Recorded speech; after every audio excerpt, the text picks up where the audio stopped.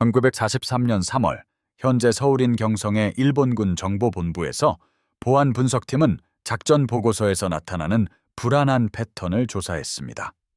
한반도 전역에 걸쳐 핵심 기반 시설은 일본의 보안 규약과 공학적 취약점에 대한 정교한 이해를 보여주는 방식으로 체계적으로 손상되었습니다. 분석가들은 200건 이상의 기술적 사보타주가 탐지되지 않은 후 채 발생했음을 기록했고, 이로 인해 좌절한 야전 사령관들은 자신들의 초병들이 사용되는 침투 기술에 사실상 무지하다고 보고했습니다. 이 기술 평가는 단순한 보안 실패가 아니라 한국 저항군 요원들의 놀라운 전략 계획과 공학 지식을 보여주는 일본 점령 인프라의 체계적 약점에 대한 포괄적인 악용을 드러냈습니다. 1990년에 시작되어 태평양 전쟁 기간 동안 심화된 일본의 한반도 점령은 군사 계획가들이 난공불락이라고 여겼던 보안 아키텍처를 구축했습니다. 일본 기술자들은 동아시아 전역의 광범위한 군사작전을 지원하면서 한국인 인구에 대한 절대적인 통제를 유지하도록 설계된 관측소, 통신망, 교통 인프라 네트워크를 건설했습니다. 이 시스템은 중첩된 관측 영역, 수학적 최적화를 통해 계산된 정기적인 순찰 일정, 그리고 중대한 저항 활동을 방지하도록 설계된 통신 프로토콜을 포함한 다중 예비 시스템을 통합했습니다. 일본 군사교리는 수십 년간의 군사 현대화를 통해 개선된 관측 및 보안 절차, 특히 그들의 훈련 방법의 우월성을 강조했습니다. 보안 요원들은 패턴 인식, 움직임 감지 및 대응 프로토콜에 대한 엄격한 지시를 받았으며, 이는 이론적으로는 탐지되지 않는 침투를 불가능하게 만들었어야 했습니다. 그러나 1983년까지 한국 저항 네트워크는 겉보기에 포괄적인 이러한 보안 조치의 근본적인 결함을 체계적으로 악용하는 방법론을 개발했습니다. 점령자들에 비해 최소한의 자원으로 운영되는 저항 조직들은 일본의 작전 패턴에 대한 상세한 기술 분석을 수행하여 신중한 계획을 통해 악용될 수 있는 일정, 통신 지연 및 인적 요소의 핵심 취약점을 식별했습니다. 그들의 접근 방식은 시스템 분석에 대한 정교한 이해를 나타냈으며, 나중에 운영 연구 및 산업공학 분야에서 정립될 원칙을 적용했습니다. 저항군은 경비병 교대 일정, 통신 지연 시간 및 예측 가능한 대응 패턴을 기반으로 최적의 작전 시간을 식별하는 일본 보안 작전의 수학적 모델에 해당하는 것을 개발했습니다. 한국 저항 작전의 기술적 정교함은 그들의 표적 선정 방법론을 조사함으로써 명확해집니다. 무작위적인 방해, 행위보다는 기록된 사건들은 일본 보급망 전반에 걸쳐 연쇄 효과를 일으킬 핵심 기반 시설 노드를 체계적으로 표적화했음을 보여줍니다. 철도 전환역, 통신 중계 지점 및 연료 창고는 더 큰 작전 시스템 내에서의 위치에 따라 선정되었습니다. 사보타주 패턴 분석은 네트워크 이론 원리에 대한 이해를 보여주며 최소한의 개입으로 일본 작전에 최대의 혼란을 야기할 장소를 표적화했습니다. 저항군은 점령 인프라를 상호 연결된 시스템으로 효과적으로 매핑하여 일시적인 방해만으로도 수리 또는 우회를 위해 불균형적인 자원이 필요한 핵심 노드를 식별했습니다. 저항 조직들은 탐지 확률을 최소화하면서 효과를 극대화하는 표준 작전 절차를 개발했습니다. 이 절차에는 관찰된 일본 순찰 패턴을 기반으로 한 정확한 시간 계산이 통합되었으며, 부대 간 통신이 일시적으로 취약해지는 교대 시간 중에 작전이 계획되었습니다. 이 조직들은 현대 군사 분석가들이 갭 분석으로 인식할 것을 활용하여 탐지 확률이 허용 가능한 임계값 아래로 떨어지는 중첩된 보안 구역 사이의 공간을 식별했습니다. 전쟁 후 회수된 문서들은 저항군 계획자들이 표적에 대한 최적의 접근 경로를 보여주는 상세한 차트를 작성했으며, 일본 관측소의 맹점을 악용하는 각도를 계산했음을 드러냈습니다. 이러한 계산은 월광 강도, 계절별 식생 변화, 그리고 시야에 영향을 미치는 기상 패턴을 포함한 요인들을 고려했습니다. 사보타주 작전에 사용된 공학적 방법은 정교한 재료에 대한 접근이 제한적이었음에도 불구하고 놀라운 기술적 역량을 보여주었습니다.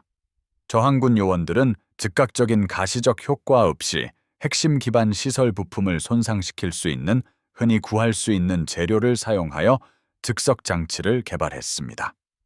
예를 들어 철도 사보타주는 일상적인 테스트에서는 정상적으로 작동하지만 무거운 화물 하중의 스트레스, 하에 고장나는 전환 메커니즘에 대한 미묘한 수정을 종종 포함했습니다. 이러한 지연성 고장은 사보타주 발생 후 몇 시간 또는 며칠이 지나서야 손상이 나타날 수 있음을 의미했으며 언제 또는 어떻게 훼손되었는지 파악하는 것을 거의 불가능하게 만들었습니다. 통신선은 테스트 목적으로 전기적 연속성을 유지하면서 실제 신호 전송을 방해하는 기술을 사용하여 절단되었고, 이는 일본 기술자들이 진단하는 데 어려움을 겪는 간헐적인 고장을 유발했습니다. 한국 저항군의 일본 군사 심리에 대한 이해는 그들의 기술적 지식만큼이나 정교하다는 것이 입증되었습니다. 그들은 일본 군사 문화의 규율과 일상에 대한 강조가 작전 효율성을 창출하면서도 악용될 수 있는 예측 가능한 패턴을 생성한다는 것을 인식했습니다. 일정 엄수에 엄격하게 의존하는 보안 절차는 끈기 있는 관찰을 통해 그 일정이 역설계될 때 취약점이 되었습니다. 저항군은 특정 위협 지표에 반응하도록 훈련받은 일본 초병들이 이러한 학습된 반응을 의도적으로 유발하지 않는 접근 방식에 대해서는 사실상 맹목적일 수 있다라는 것을 이해했습니다. 이러한 심리적 악용은 사보타주 후 작전으로 확장되어 저항 조직들은 다른 가해자나 방법을 시사하는 허위 증거를 고의로 남겨 일본 정보기관이 잘못된 단서를 추적하는 데 자원을 낭비하게 만들었습니다. 1942년 말 경기 지방에서 기록된 사건들에서 저항군 요원들은 6주 동안 17개 철도 기반 시설 지점을 탐지되지 않은 채 성공적으로 손상시켰습니다. 피해를 조사한 일본 기술팀은 교량 구조물의 하중 지지 부품에 대한 정확한 표적화를 주목했으며, 이는 구조 공학 원리에 대한 이해를 드러내는 계산을 수반했습니다. 사보타주 요원들은 최소한의 폭약 또는 기계적 간섭으로도 정상적인 작전 하중해 점진적인 구조적 파괴를 일으킬 지점을 식별했습니다. 군사기록 보관소에 보존된 한 일본 보고서는 관련된 기술적 정밀성의 당혹감을 표하며 손상 패턴이 일본 정보기관이 한국 민간인이 가질 수 없다고 믿었던 정식 공학 훈련을 시사한다고 언급했습니다. 한국 저항 조직들이 달성한 통신망 방해는 특히 전술적 정교함을 보여주었습니다. 단순히 전신선을 절단하여 일본군에게 사보타주를 즉시 알리는 대신 요원들은 전송을 완전히 중단하지 않고 신호 품질을 저하시키는 저항을 회로에 도입하는 방법을 개발했습니다. 이러한 기술적 접근 방식은 일본 통신 요원들이 장비 열화 또는 대기 조건 탓으로 돌렸던 점진적으로 악화되는 신호 선명도를 경험하게 만들었습니다. 사보타주가 발견될 무렵에는 여러 통신 노드가 손상되어 점령군의 지휘 통제 인프라의 체계적 취약점을 생성했습니다. 일본 신호 정보 부대들은 그러한 정교한 간섭을 40건 이상 기록했으며, 이는 다른 작전에서 상당한 자원을 전환시키는 통신 보안 프로토콜의 전면적인 재정비로 이어졌습니다. 원산 인근 산업지역에서 저항 조직들이 수행한 연료 저장고 작전은 석유 저장 공학에 대한 놀라운 이해를 보여주었습니다. 화재나 폭발을 통한 화려한 파괴를 시도하는 대신 이는 즉각적인 대응과 인근 한국인 노동자 중 사상자를 유발했을 가능성이 높았을 것입니다. 사보타주 요원들은 장기간 사용 후에만 엔진 부품을 손상시키는 오염 물질을 연료 공급에 주입했습니다. 이 지연 효과는 일본 차량 및 장비가 재급 이후 며칠 또는 몇 주가 지나서야 기계적 고장을 경험하게 했고, 이는 사보타주 지점에서 멀리 떨어진 곳이었습니다. 일본 기술 분석팀은 광범위한 엔진 고장의 원인을 추적하기 위해 수개월을 보낸 후에야 오염 방법론을 발견했습니다. 초기 품질 테스트를 통과하지만 지연된 손상을 유발하는 오염 물질을 주입하는 데 필요한 정밀성은 석유 화학 및 엔진 역학에 대한 상세한 지식을 드러냈습니다. 저항군의 인적 정보 수집 방식은 그들의 기술적 성공의 대부분을 가능하게 했습니다. 일본 기반 시설 프로젝트에 잠입한 한국인 노동자들은 공학적 사양, 보안 절차 및 작전 일정을 체계적으로 문서화했습니다. 이러한 정보 수집은 겉보기에 무해한 활동을 통해 이루어졌는데, 노동자들은 일상적인 유지보수 작업 중 세부 사항을 암기하거나 작업 문서화 명목으로 배치도를 스케치했습니다. 축적된 정보는 기술 훈련을 받은 개인을 포함하는 저항 네트워크를 통해 처리되었고, 이들은 정보를 분석하여 체계적 취약점을 식별할 수 있었습니다. 이러한 끈기 있고 체계적인 정보 수집 방식은 일본의 한국 능력에 대한 가정과 극명하게 대조되었으며, 점령 보안 노력에 어려움을 초래했던 체계적인 과소평가에 기여했습니다. 사보타주 작전에 대한 일본군의 대응은 저항 작전에 효과적으로 대응할 수 없는 무능력에 대한 커져가는 좌절감을 드러냈습니다. 1973년 내부 보고서는 보안 절차에 대한 비판이 고조되고 있음을 보여주었으며, 야전 사령관들은 표준 프로토콜이 사용되는 침투 방법에 대해 비효율적으로 보인다고 불평했습니다. 눈먼 자들이라는 용어는 여러 일본 문서에 등장했으며, 이는 초병들이 자신들의 관측 구역을 직접 통과했음에 틀림없는 위협을 탐지할 수 없었다는 인식을 반영했습니다. 이 용어는 원래 일본 장교들이 자신들의 군대를 비판하기 위해 사용되었지만, 이후 한국 저항 네트워크에 의해 자부심의 상징으로 채택되었고, 점령 보안의 체계적 약점을 악용하는 그들의 능력을 입증했습니다. 일본의 대응책에 대한 기술적 분석은 궁극적으로 전체 점령 효율성을 저해한 점증하는 자원 투입을 드러냅니다. 사보타주 작전에 대한 대응으로 일본군은 추가 인력, 장비 및 행정 오버헤드를 필요로 하는 점점 더 복잡한 보안 프로토콜을 시행했습니다. 경비병 교대는 패턴 분석을 방지하기 위해 무작위화되었고, 이는 복잡한 일정 시스템과 그 자체로 요격에 취약해진 증가된 통신 트래픽을 필요로 했습니다. 맹점을 제거하기 위해 추가 관측소가 건설되었지만, 이는 가용 자원을 압박하는 인력 배치와 보급선을 필요로 했습니다. 점령군은 보안 조치가 가용 자원의 점점 더 많은 부분을 소비하여 다른 작전 능력을 감소시키면서도 여전히 저항 활동을 방지하는데 실패하는 상황에 처하게 되었습니다. 한국 저항군의 광범위한 사보타주 작전에서 발각을 피하며 성공을 거둔 것은 부분적으로 그들의 세포 조직 구조 덕분이었는데, 이는 어떤 단일 정보 유출의 영향도 제한했다. 각 세포는 다른 세포의 활동에 대한 최소한의 정보만 가지고 활동했으며, 무인 포스트 통신 방식과 암호화된 메시지를 사용하여 개별 구성원이 체포되더라도 일본 정보부가 전체 네트워크를 파악하는 것을 막았다. 이러한 조직 설계는 나중에 전 세계의 전후 게릴라 운동에 영향을 미쳤는데, 이는 저항군이 주기적인 손실을 겪으면서도 작전 속도를 유지할 수 있었음을 의미했다. 또한 세포 구조는 전문화를 가능하게 하여 서로 다른 세포들이 특정 유형의 사보타주에 대한 전문 지식을 개발하여 기술적 효율성을 높이는 동시에 개별 요원의 훈련 요구 사항을 줄였다. 사보타주 피해 복구를 담당했던 일본 공병대의 문서 기록은 저항 작전에 누적된 영향을 보여준다. 수리반은 계획된 유지 보수보다는 긴급 대응에 더 많은 시간을 할애하고 있다고 보고했으며, 이는 전체 인프라 상태의 악화를 초래했다. 사보타주 위치의 예측 불가능성으로 인해 수리 장비와 인력이 효율성을 위해 집중되기보다는 광범위한 지역에 분산되어야 했다. 이러한 분산은 수리 속도와 품질을 저하시키는 동시에 추가 사보타주에 대한 취약성을 증가시켰다. 1983년 중반 일본의 군수 계산에 따르면 인프라 유지 보수 요구 사항은 사보타주 이전 예측에 비해 300% 이상 증가했으며, 군사작전 확장을 위해 예정되었던 자원을 할당해야 했다. 일본 점령군의 심리적 영향은 단순한 보안 실패에 대한 좌절감을 넘어섰다. 광범위한 대책에도 불구하고 사보타주를 막을 수 없었던 것은 점령 이데올로기의 근간이었던 일본의 군사적 우월성에 대한 신뢰 위기를 초래했다.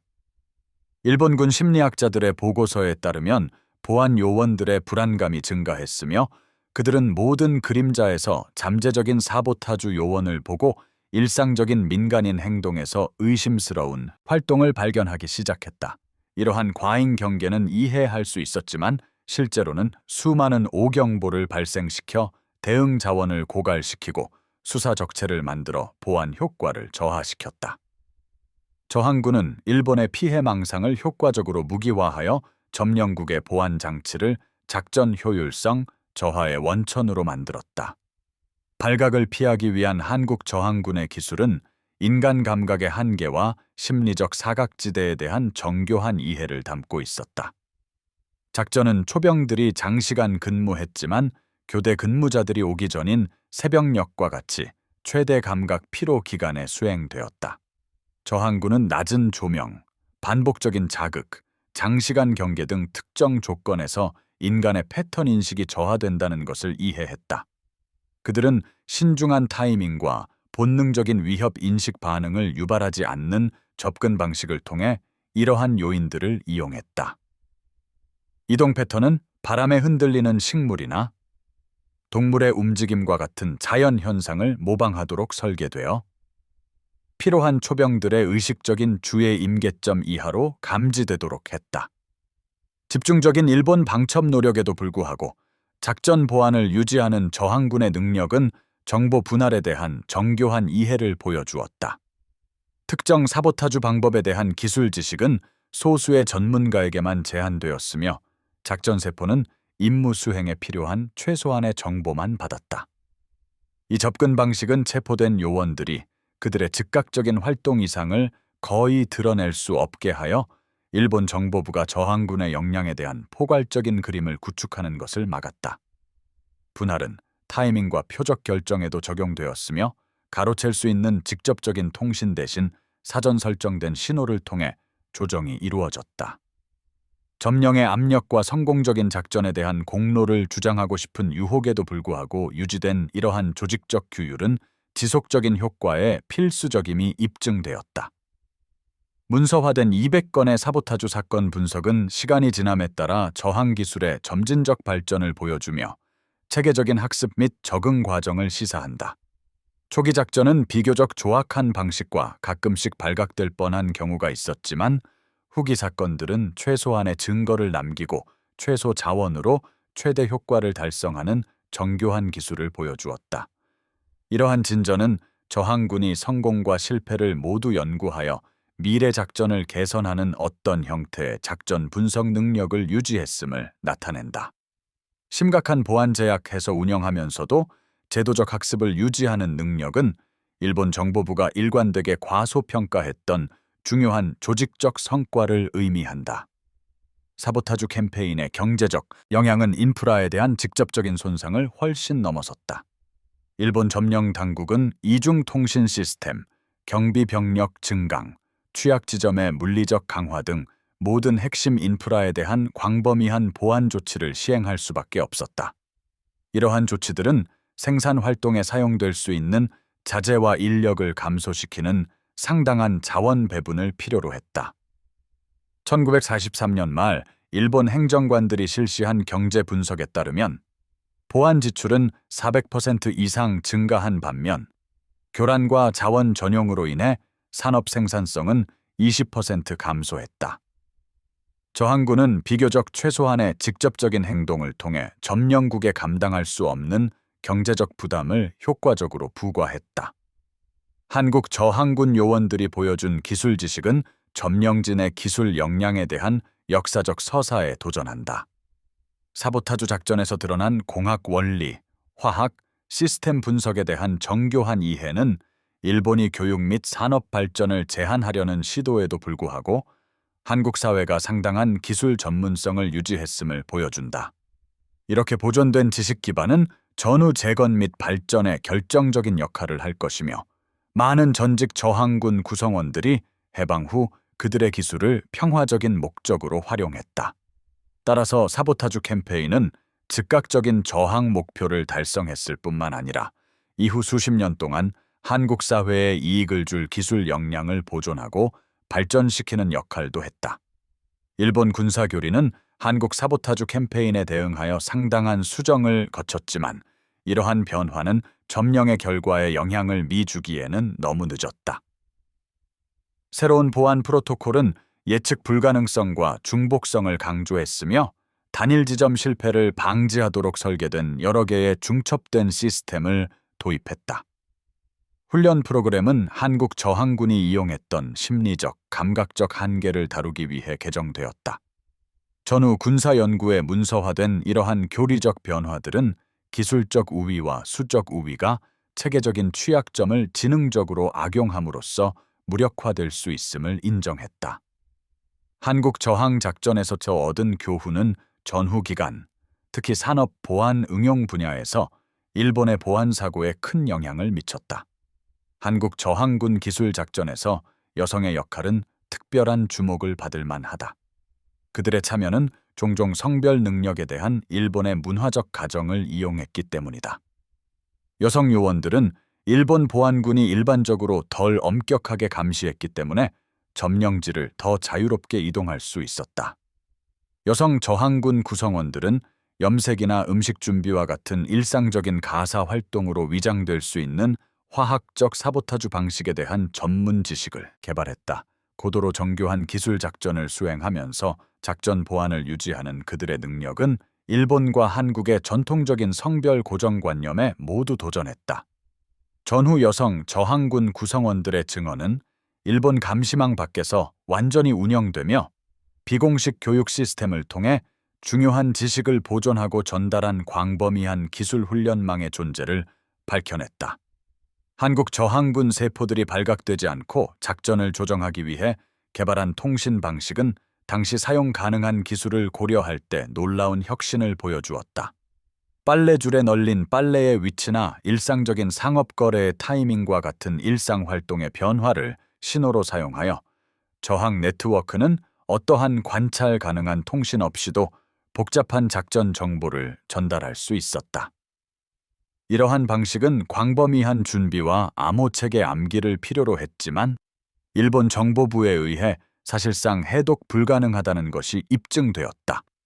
이러한 통신 프로토콜의 정교함은 간접적인 표현과 다층적 의미를 강조하는 한국 고전 문학 및 철학 전통의 영향을 시사하며 현대 저항 요구 사항에 맞춰 각색되었다. 환경적 요인은 저항 작전에서 중요한 역할을 했으며 한국 요원들은 일본 점령군에 비해 지역 지형과 기상 패턴에 대한 우월한 이해를 보여주었다.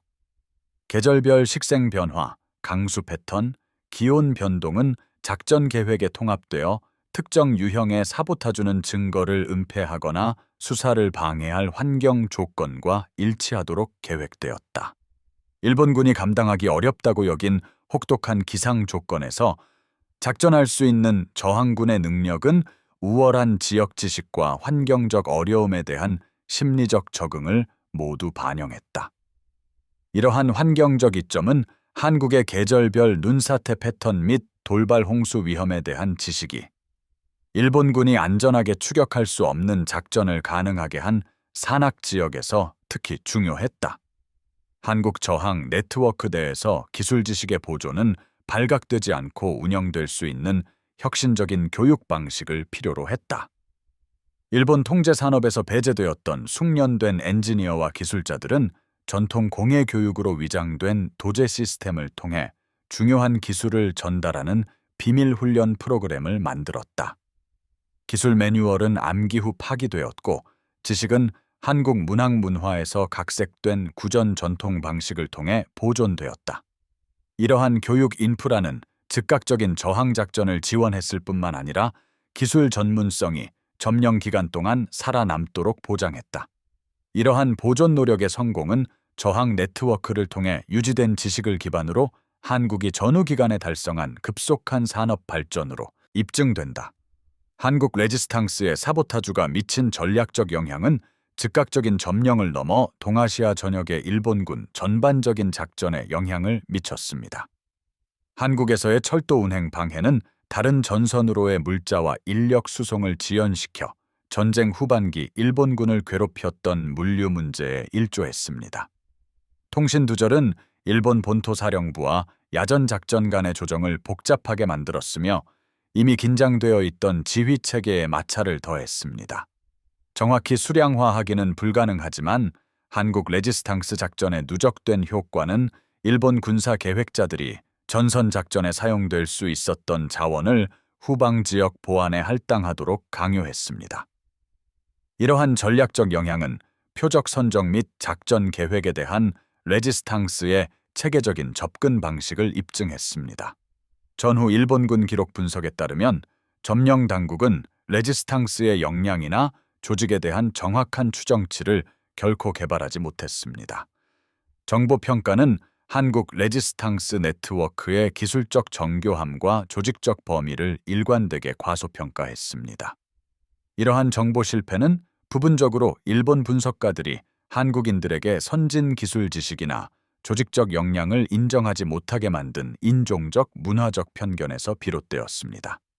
이 실패는 또한 레지스탕스의 작전 보안 조치들이 효과적이었음을 반영하는데, 이는 일본 정보기관이 최하위 조직 수준 이상으로 침투하는 것을 성공적으로 막아냈습니다. 일본의 평가와 실제 레지스탕스 역량 사이의 격차는 점령 기간 내내 사보타주 작전의 지속적인 성공에 기여했습니다. 압도적인 군사적 불리함에도 불구하고 결단력 있고 기술적으로 유능한 집단이 점령군에 성공적으로 저항할 수 있다는 한국 레지스탕스의 시범은 전후 전 세계의 탈식 민지화 운동에 영향을 미쳤습니다. 점령 취약점을 식별하고 활용하는 체계적인 접근 방식은 정교한 조직 보안 조치와 결합되어 다른 점령 지역의 레지스탕스 운동의 모범이 되었습니다. 직접적인 군사적 대치보다는 기술적 사보타주에 대한 강조는 특히 영향력이 컸으며, 이는 재래식 군사력이 없어도 저항이 효과적일 수 있음을 보여주었습니다.